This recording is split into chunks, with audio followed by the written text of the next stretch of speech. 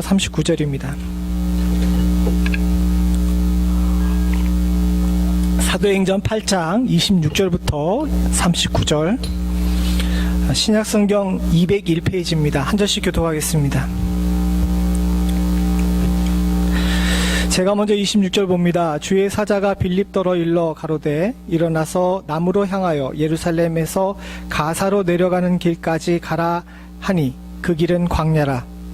나가서 보고 에디오피아 여왕 간다게가 모든 국고마다 큰 권세 있는 내시가 예배하러 예루살렘에 왔다가 돌아가는데 병거를 타고 선지자 이사야의 글을 읽더라.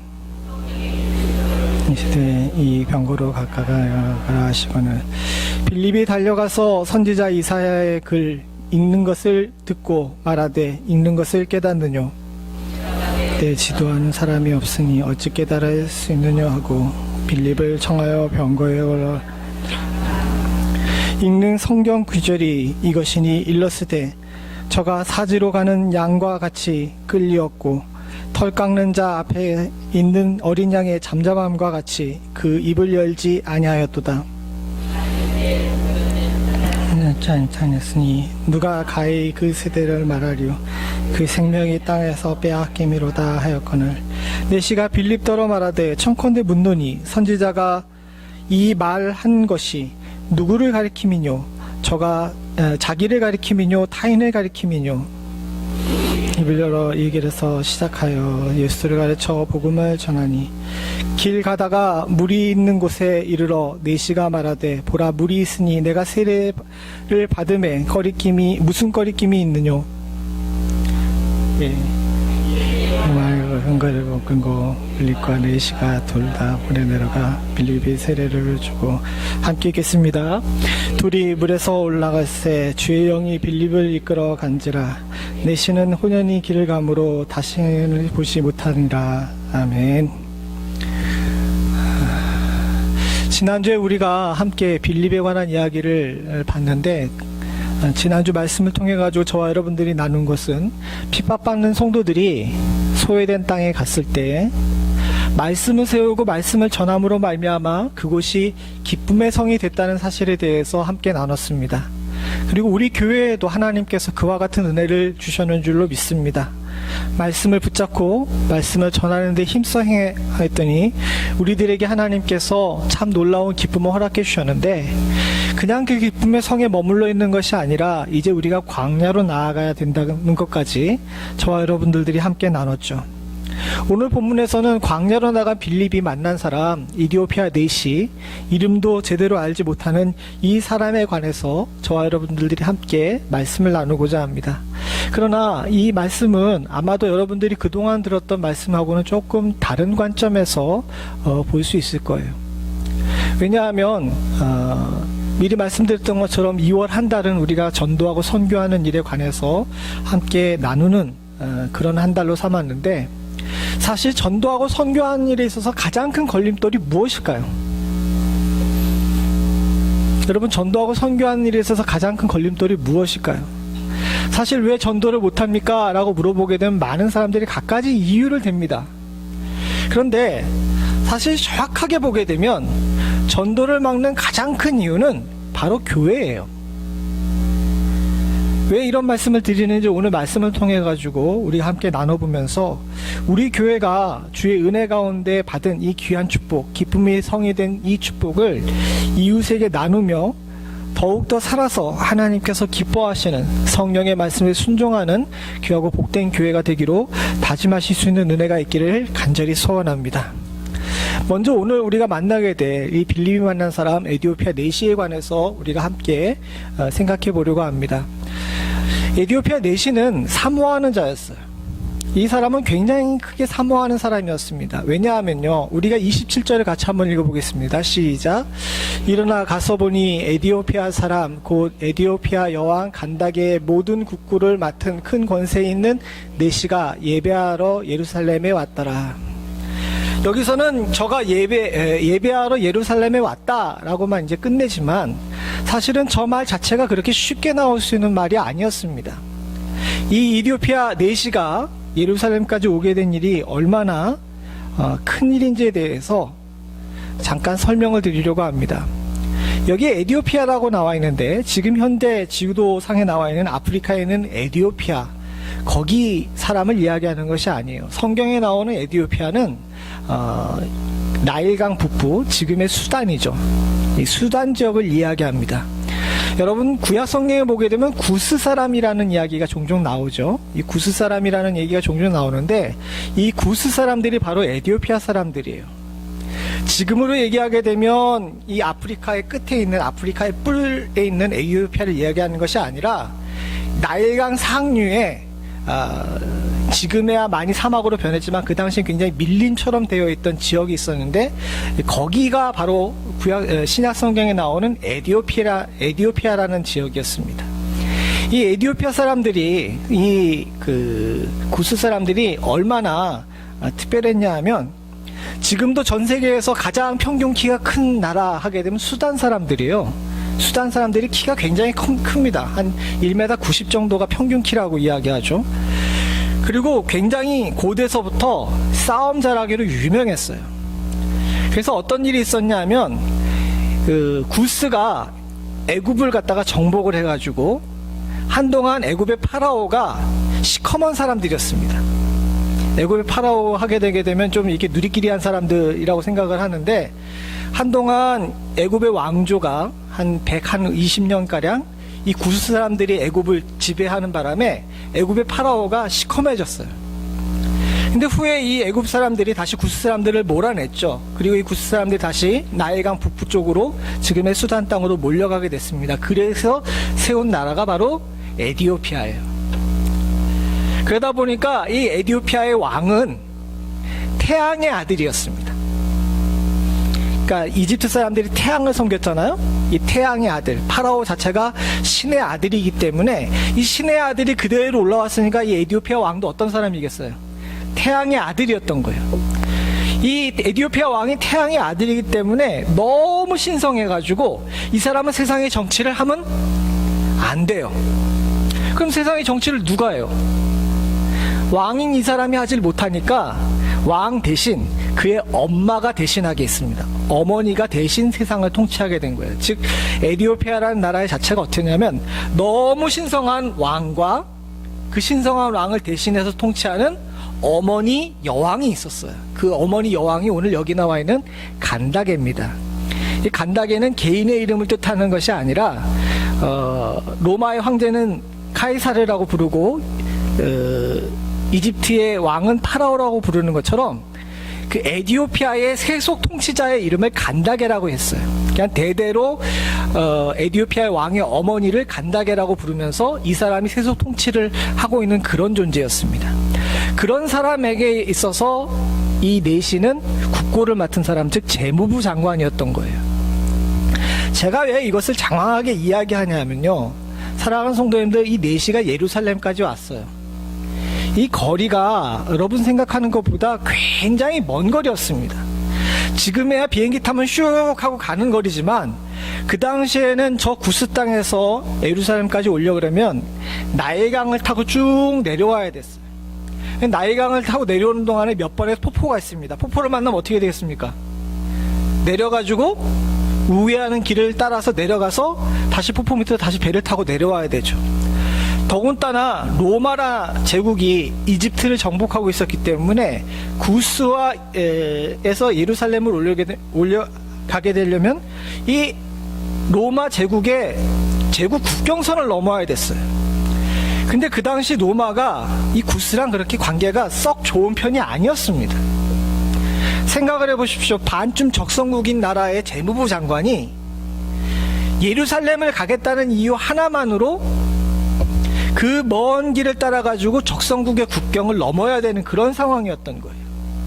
특별히 오늘 예배하러 오다라고 해서 예배하러라는 단어가 헬라어가 뭐냐면 프로스케네손이라는 단어인데 이 단어 자체가 일반적인 예배하다라는 단어가 아닙니다. 저 프로스케손이라는 단어를 직역하게 되면 뭐냐면 주인의 손을 핥다예요.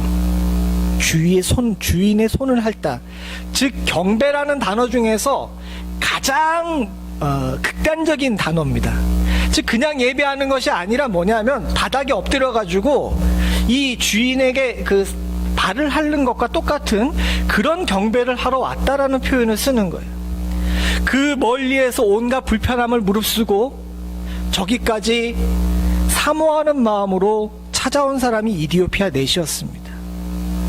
더군다나 아까 전에 말씀드린 것처럼 이 에티오피아라는 나라 자체가 왕이 누구의 아들이에요? 태양의 아들이에요. 이런 나라들의 특징은 뭐냐면 왕이 태양의 아들이니까 곧 왕은 뭡니까? 신이에요. 신. 이런 나라들은 다른 종교를 용납하지 않습니다. 다 아시는 것처럼 느부갓네살왕이 금신상을 세우고 나서 다 거기 절하라고 이야기한 것처럼 저렇게 재정이 일치가 된 나라에서는 함부로 다른 종교를 갖는 것이 쉬운 일이 아니었어요. 그런데 고관 중에 고관인 국가의 재무를 담당하고 있는 재무장관이 예루살렘으로 나 예배하러 가겠다라고 얘기하는 건 뭡니까?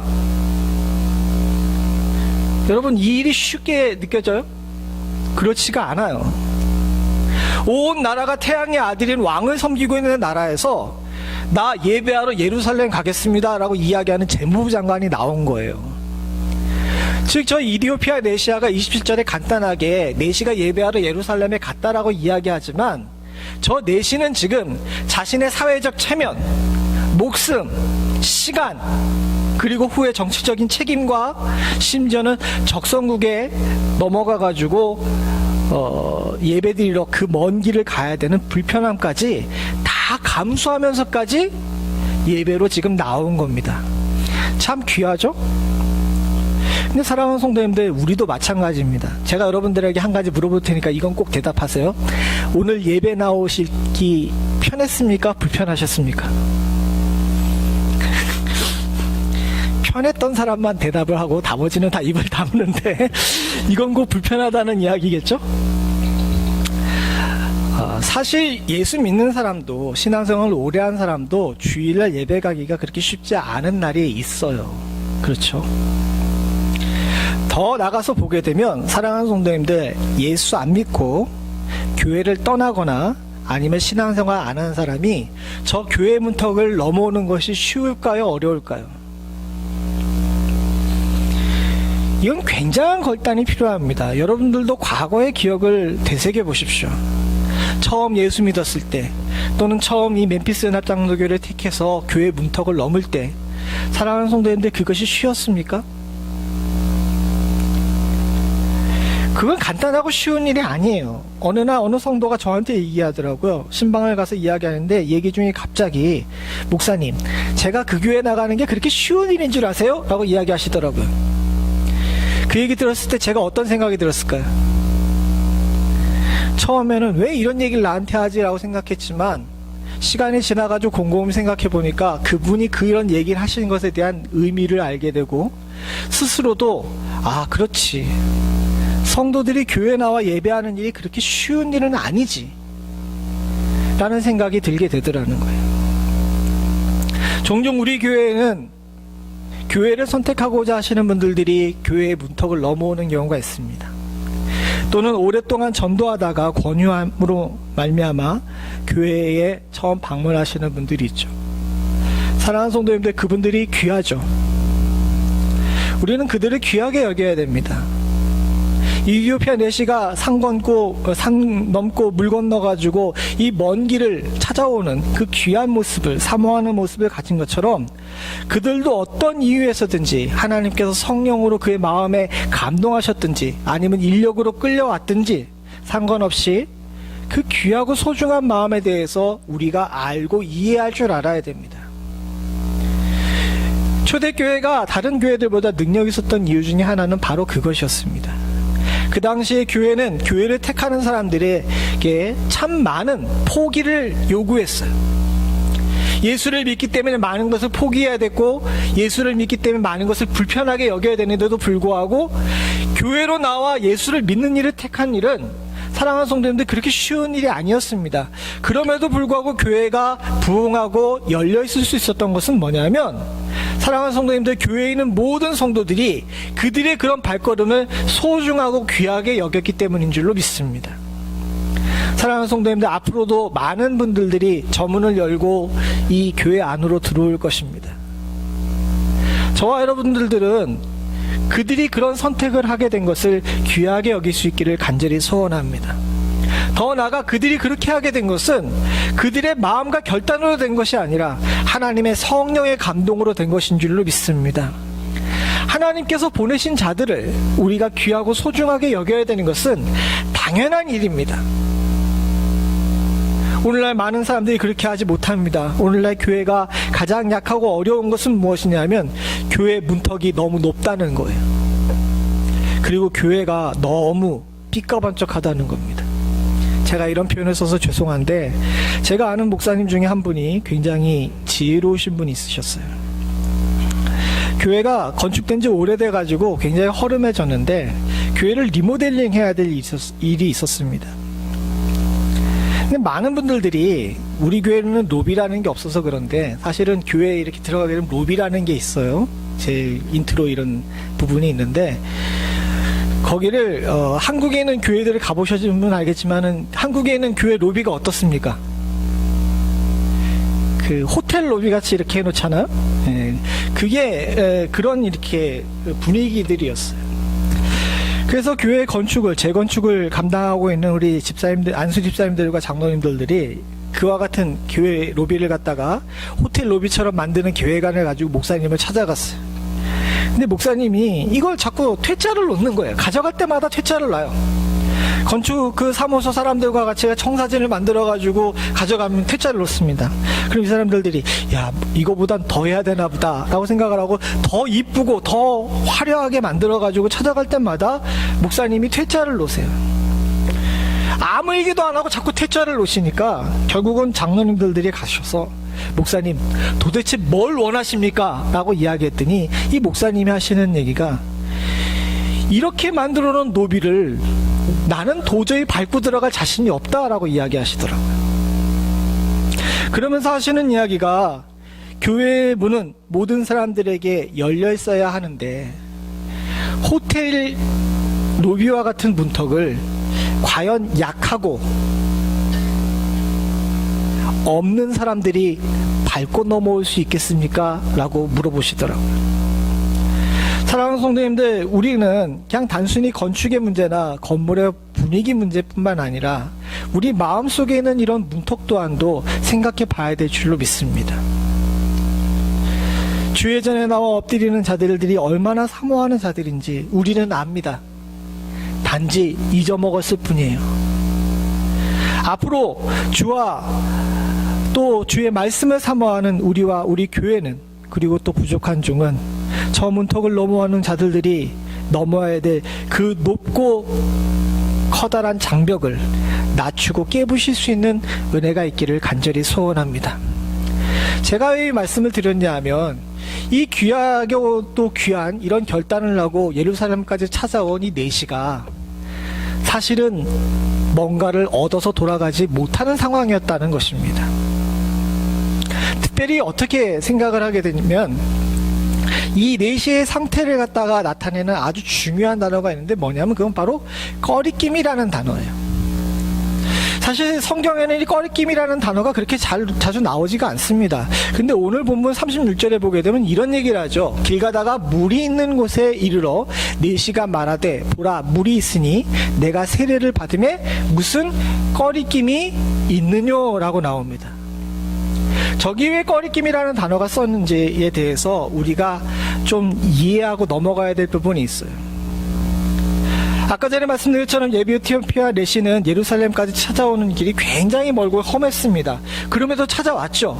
그러면 많은 사람들이 에티오피아 내시아를 웰컴하고 반겨주고 환영하고 그에게 가까이 다가가서 그를 격려했을까요? 그렇지 않았을까요? 그랬다면 제가 얘기를 하지 않았겠죠. 그리고 에티오피아 내시도 꺼리낌이라는 단어를 쓰지 않았을 거예요. 에티오피아 내시가 아마도 거기서 굉장히 불편했던가 봅니다. 왜 그랬는지 그만한 이유가 있어요. 무슨 이유냐 하면 신명기 23장 1절에 보게 되면 이런 말씀이 나옵니다. 같이 봅니다. 시작. 신랑이 상한 자나 신을 베인 자는 여호와의 총회에 들어오지 못하리라.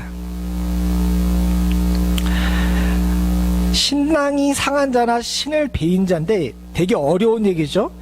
성경에서 그 불편한 용어가 나오면 이렇게 어려운 단어를 많이 썼습니다. 저 신랑이 상한 자라는 게 뭐냐면 남자의 성기에 볼 있잖아요. 강대상에 써도 되겠죠. 그냥 속칭 말하는 불알이 상한 자, 그리고 신이 베인 자는 성기가 베인 자라는 것을 이야기합니다. 내시가 뭐예요? 그거를 잘라낸 자죠. 아까 전에 얘기한 것처럼 여왕인 간다게의 옆에서 하는 사람이었기 때문에 이디오피아의 모든 장관들이 다 내시였답니다. 그 간다게 여왕 옆에서 섬기는 자들이었기 때문에 이디오피아에 있는 모든 장관들이 다 이 선천적이든 후천적이든 이 남자의 성기를 잘라버린 자들이었던 거예요. 근데 보게 되면 신명기 23장 1절에 보게 되면 신랑이 상한 자는 신을 베인 자는 어떻게 된다고요? 여호와의 총회에 들어가지 못한다라고 되어 있어요. 다른 곳의 레위기를 보게 되면 제사장이 될 수 있는 자격도 없습니다. 그런데 성경에 보게 되면 제사장이 될 수 없다라고까지 나와 있고 여호와의 총회에 들어가지 못한다고는 나와 있는데 예배드리지 못한다고는 나와 있지가 않아요. 구약 성경에.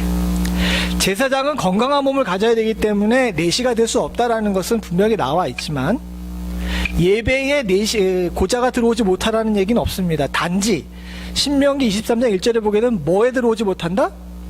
총회에 들어오지 못한다. 근데 이걸 확대 해석을 해가지고 어떻게 했냐면 후에 이 내시들을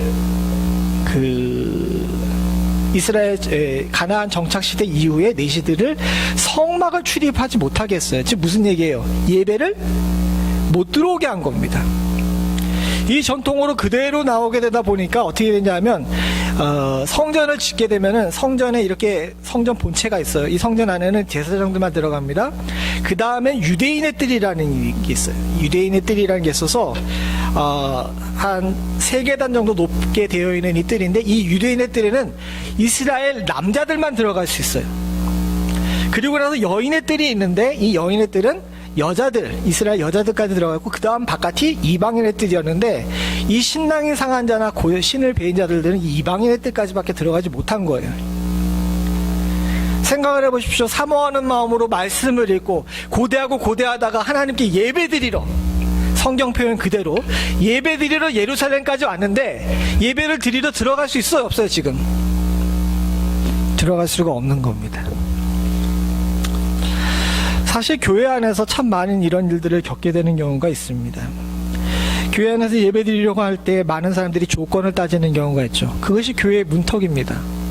이디오피아 내시가 먼 길을 도서 예배하러 왔지만 그가 내시라는 이유 때문에 예배하지 못했던 것처럼 진짜 갈등하다가 고민해서 교회의 문턱을 넘었는데 교회에 왔는데 불편해요.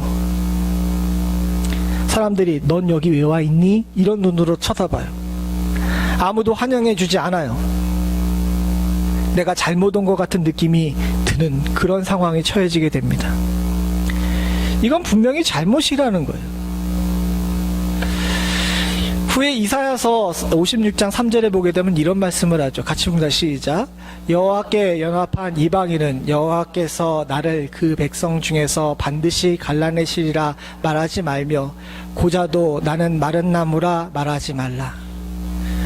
어떻게 보게 되면 이사야서 56장 3절의 말씀은 딱 이디오피아 내시를 가르쳐서 하신 예언인지도 모르겠습니다. 사랑하는 성도님들, 하나님께서는 그들을 갈라내라고 이야기하지 않으셨어요. 이방인이라고 갈라내라고 얘기하지 않으셨고요. 고자라 그래서 그들이 하나님께 예배하기 부적절한 존재라고 이야기하지 않으신다라는 겁니다.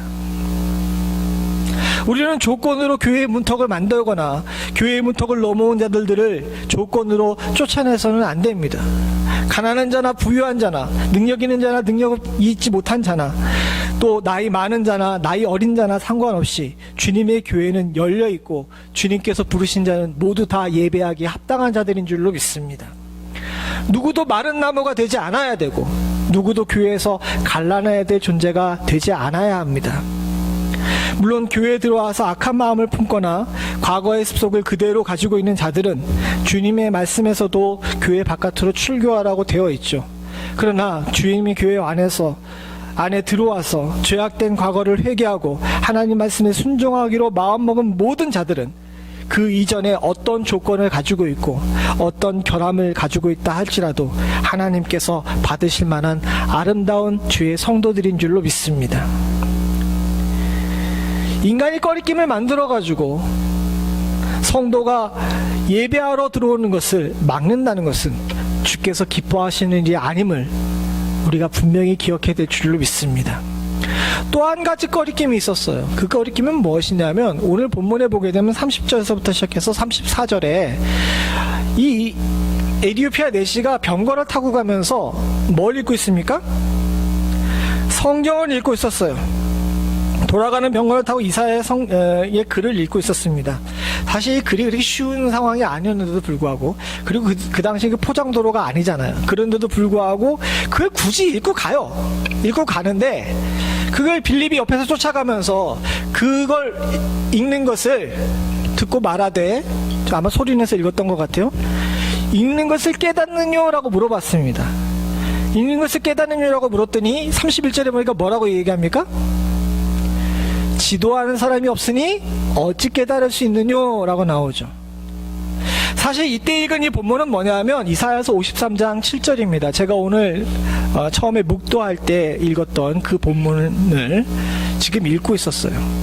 왜 그것을 읽었냐면 그 당시에 예루살렘에서 이 이사야서 57장에 대한 해석에 관해서 사람들이 굉장히 많이 싸웠습니다.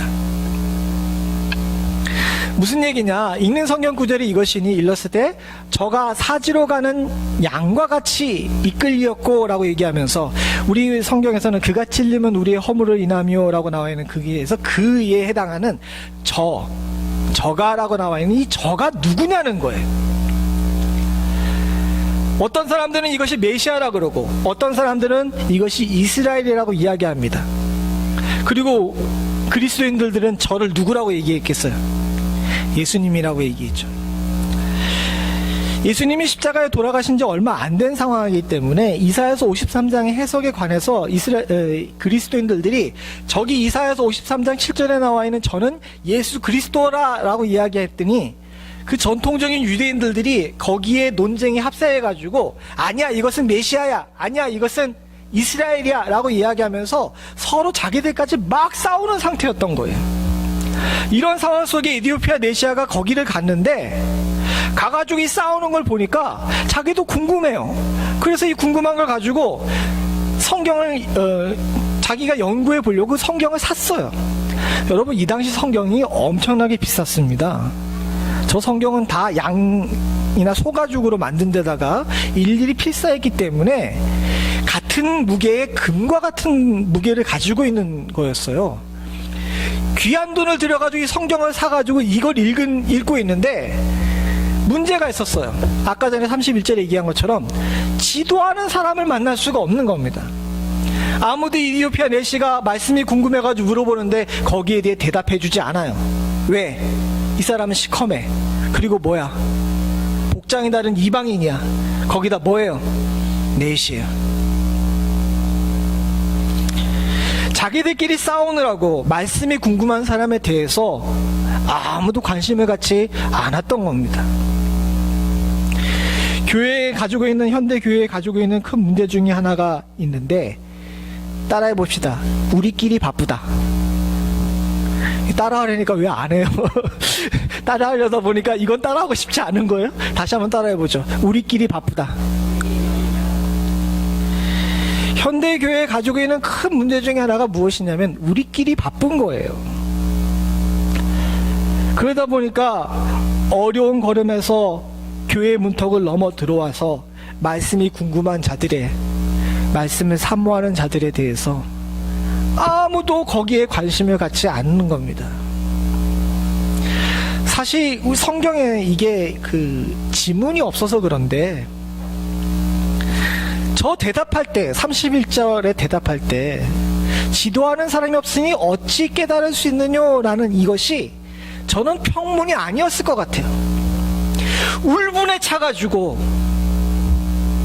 왜 그렇게 잘 알고 왜 그렇게 공부 많이 다 잘 일어나셔서 찬송가 276장 찬송하면서 준비하신 일 하나님께 드리겠습니다.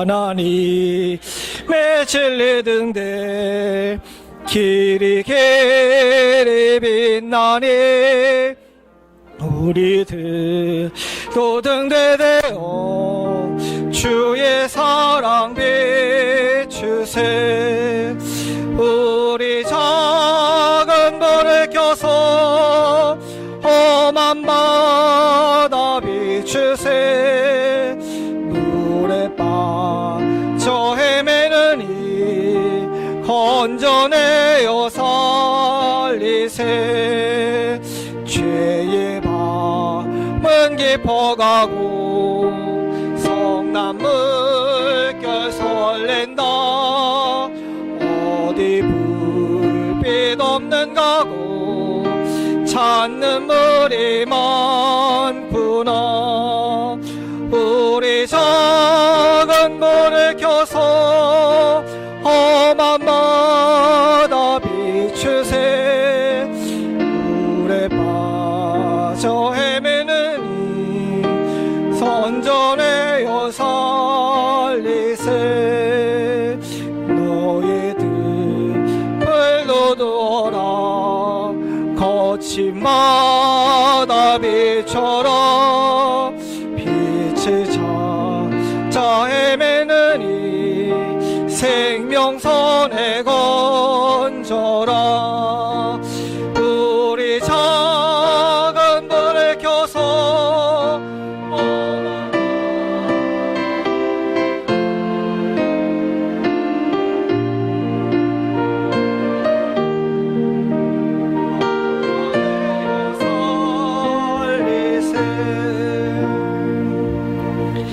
하나님 아버지 주님 앞에 나오며 사랑하는 성도들 귀한 예물 드리며 하나님께 물질로 기도합니다. 나의 모든 것은 주님께로부터 왔고 나의 삶의 주관자는 오로지 하나님 한 분뿐이심을 믿음으로 물질을 나눔으로 고백한 주의 사랑하는 성도들에게 하나님께서 기도에 응답하시는 역사를 허락하여 주시옵소서. 물질로 드렸사오니 하나님 아버지 넘치게 부으시는 하나님의 은혜 또한도 체험케 하여 주시옵고 심은 것 이상으로 거두실 수 있는 축복을 저희들에게 허락하여 주시옵고 세상에 이리저리 치이고 밀리다가 넘어지고 찢기지 않을 수 있도록 주님께서 보호하여 주시옵소서. 소원으로 드린 예물이 있다면 하나님 아버지 그 예물에 귀하게 응답하여 주시옵기를 간절히 소원합니다. 감사함으로 드리는 예물 가운데는 감사의 제목을 더 부어주시는 축복을 허락하여 주시옵소서. 혹여나 물질을 드림으로 시험에 들지 않을 수 있도록 주님 도와주시옵고 하나님께서는 물질의 대소가 아닌 마음의 중심을 보시는 줄로 믿고 의지할 수 있도록 주님 도와주시오며 물질이 시험의 거리가 되지 않게끔 하나님께서 넘치도록 채워주시는 은혜 또한도 속히 허락하여 주시옵소서. 지금은 우리 주 예수 그리스도의 은혜와 아버지 하나님 무한하신 사랑과 성령님의 감동감화 교통하시는 은혜가 주의 전에 나와 엎드려 기도하며 하나님의 나라를 이루기를 소원하는 모든 백성들 머리 위에와 이들의 가정과 생업과 부모와 형제와 자녀 그리고 교회 위에 지금부터 영원토록 함께 하실지어다. 아멘.